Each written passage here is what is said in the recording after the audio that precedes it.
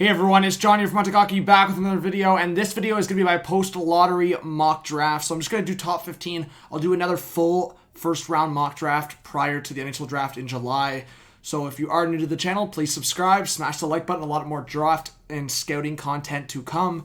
I'll be doing a lot into the draft specifically, but also like the trades that will happen around it and what teams are looking for. So this is the top 15 after the draft lottery, and the Buffalo Sabres did get the first overall pick. So we're going to start with the top 5, go to the 6 to 10, and then go to 11 to 15. So let's start with the top 5. So I'm going Owen Power number 1. I think when you look at this guy, I think for the Buffalo Sabres, the last time they had the first overall pick, it was obviously Rasmus Dahlin. And I think a lot of people here are thinking, okay, do they go Matthew Beniers, the centerman? Do they switch it up? Do they go different position here? But I've always said go the best available. And for me, when I talk about Owen Power, this is a guy that is huge. When you look at a guy like Victor Hedman, I know there's been comparisons. I don't know if he'll be as good as Victor Hedman, but this is a guy that has elite potential in the offensive zone, elite potential on transition. And if he can really establish his defensive game, if he can come into the National Hockey League, or even prior to that, through the system, AHL, wherever it is, and develop his defensive game. This is a guy that's, 6'5", 6'6", so he's going to be a stud in the National Hockey League, and he really has potential to be that game-changing defenseman. So I think you have to take Owen Power here. I think the only other option would be a Matthew Beniers at this pick, but I am going Owen Power. Luke Hughes at number 2. I know for the storyline, a lot of people want Luke Hughes to go to the Devils, or even the Canucks somehow, to be with one of his brothers. But I just look at Seattle, and for me personally, based on my rankings, I have Luke Hughes and Owen Power just as a 1-2 punch, kind of 1-2 in my rankings. So I'm going Luke Hughes. And also, different kind of storyline, but Luke Hughes would be on what could be a rival team for the Canucks in that Pacific Division. Seattle and Vancouver, man, that could be crazy. Luke Hughes versus Quinn Hughes, that could be a lot of fun. So Luke Hughes, dynamic, elite offensive potential. I think the Buffalo Sabres did drop down to 2 or drop down to 3. I don't see them taking Luke Hughes just because they already have a kind of player like that in Rasmus Dahlin. So Luke Hughes, he's going to be a stud in this league. And honestly, the potential, as long as you don't screw it up, he's going to be a very big offensive force. And the skating is right there with his brother. Simon Edvinsson. All right, so this one is tough for me. Another huge defenseman here. I think based on, this is again where I have to kind of value what I feel and how I feel in the rankings. See, personally, I would take Beniers or Clark here, but I'm thinking the Ducks for 2 reasons here. And I looked at what Ottawa did last year in drafting Jake Sanderson over Jamie Drysdale. I wonder if the Ducks and their management, they go, okay, what is the best option here? Best player available. Edvinsson, I think, is going to be a really good defenseman. He's 6'5", and he represents everything that could be a perfect partner for Jamie Drysdale in the long run. But I am thinking Matthew Beniers, if you pass on him here, could be a mistake. So I would be making a statement that if Beniers falls out of the top 3, top 4, I think that team or a couple teams there could be making a mistake. And that's where I have Brandt Clarke at 4 for the Devils and Matthew Beniers at 5 for the Blue Jackets. Similar thing with the Devils. While I could see them taking Beniers, I think after drafting Hischier and after drafting Jack Hughes, they go defenseman. I think they hope that Luke Hughes falls to 4. I think I'll say this right now, I would be shocked. I would be shocked out of my mind if Luke Hughes is available at 4 and the Devils don't take him. I don't think Luke Hughes is going past 4. I think he's either picked at 2, 3, or 4 in this draft. So Luke Hughes, if he's not drafted at 2, not drafted at 3, he'll go to 4 to the Devils. But I have Brandt Clarke, right shot defenseman, similar styles. And when I talk about Brandt Clarke, I have a couple notes here. His defensive game, we've seen it kind of struggle at times, but such a high ceiling. His puck control, his offensive abilities, I would say actually more awareness, and just his decision-making in the offensive zone is really good. Really good on transition. The puck handling's there. But again, the defensive zone coverage, I've seen problems with that. But again, that comes with age, especially a defenseman. You don't see the development until 24, 25. And then Matthew Beniers, Columbus Blue Jackets. It's again, this is no disrespect. This is just more on how much respect I have for Patrice Bergeron. But I've been calling Matthew Beniers like a Walmart early young version of Patrice Bergeron. I don't know if he's going to ever become that, but he's giving me big Bergeron, like young vibes. And Beniers, man, if he establishes that offensive game at a high level, this guy's going to be an elite two-way centerman. And the Blue Jackets, when's the last time they've gotten a big name up front of the draft since Rick Nash, right? Beniers could be that. Beniers could be their number one centerman going forward. So if the Blue Jackets can get Beniers at 5, that's, in my opinion, a steal. Again, I think based on skill, based on best available, Beniers should go earlier, but I just think Anaheim's giving me that Edvinsson or left shot defenseman vibes. New Jersey, they've already got a couple centermen early. So that's the reason why I have Beniers flying to 5.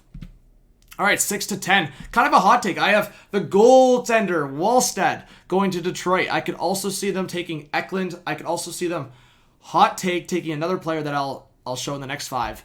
But I think right now, Wallstead, man, they need a goaltender, right? They need a guy that they're going to rely on. And I think Wallstead could be that guy that Stevie Y takes, because look at Stevie Y and how much he relied on Vasilevsky. A lot of people had those conversations, question marks around when Tampa let go of Bishop and they put kind of their eggs in one basket with Vasilevsky. I think Stevie Y might go in and take the goalie, even if it's a little early at 6. He did it with Moritz Seider, and look how much of a great pick that was, right? People thought it was too early. I thought it was too early. Seider's looking like a stud.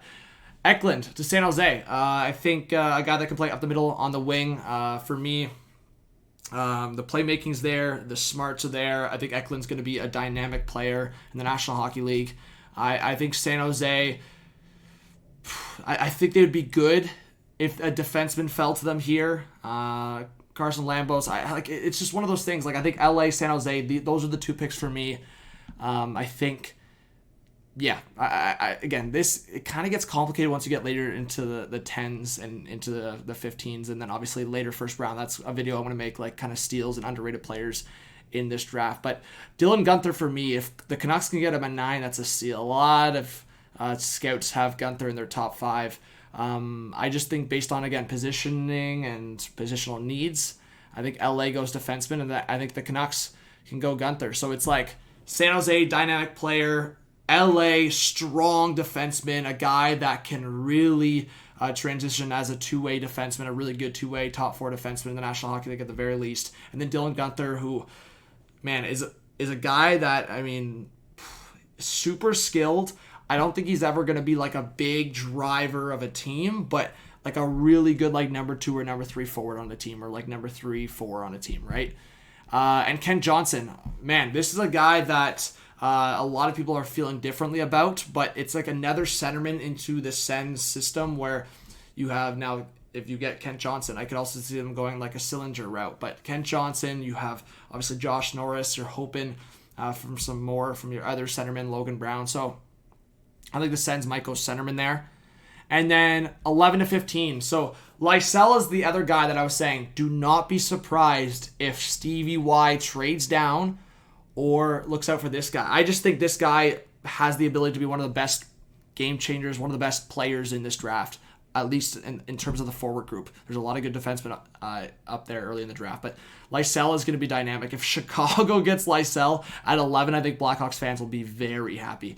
Cole Sillinger, man, this guy is scary. His shot, his ability to change the game in the offensive zone, super scary with his shot. And just, man, he's so dynamic. Sillinger, it showed, and man, over the last couple months, whether it's like the World Championships, the U16s, like or the U18s, sorry, we've seen obviously a lot of players step up. And obviously there's a lot of great prospects when we go down the list. Shane Wright, Bedard coming up, but through the U18s, we saw other players step up, and Sillinger being one of them, and Mason McTavish being another one. I think McTavish plays that Philly style. Talking about a guy that can get under your skin, play that two-way, that hard-nosed, have some good hard-working hockey, and McTavish has got some very underrated skills. I think a lot of people were disrespecting him, keeping him out of the top 15. I am not making that mistake. If anything, I could see him slipping into the top 10, but I have him at 13 to the Flyers. And then Chaz Lucius, this is a guy that a lot of people, again, feel differently about, but I think really underrated. Really underrated. I think the skill set is there. The U.S. National Development Program, I think he's a guy that you should look out for. And then Atu Rati, who was supposed to be like a top 2, top 3 pick, and now he's fallen off. The offensive production has just not gotten there. We haven't seen that progression from him, but I think Rati will go in the first round. I'm putting him here at 15, but again, I could see him falling to outside the top 15 into the 20s possibly. So yeah, I think Roddy, there's always kind of that one or two players in the draft, right, that fall. There's question marks around. I think Roddy could be that guy, but I could see him going anywhere from 15 to like 25, for example. So let me know what you think. The Buffalo Sabres did win the draft lottery. Will they go Owen Power, or are they going to go Matthew Beniers? Where do they go? And then obviously that first pick definitely makes a difference on the next few picks. And then Seattle at number 2. Are they going to take a game-changing defenseman, or are they going to take that number 1 center? Thank you so much for watching, guys. Hit that subscribe button, drop a like, leave a comment. This was John from HTH Hockey. Have a good one. Peace out.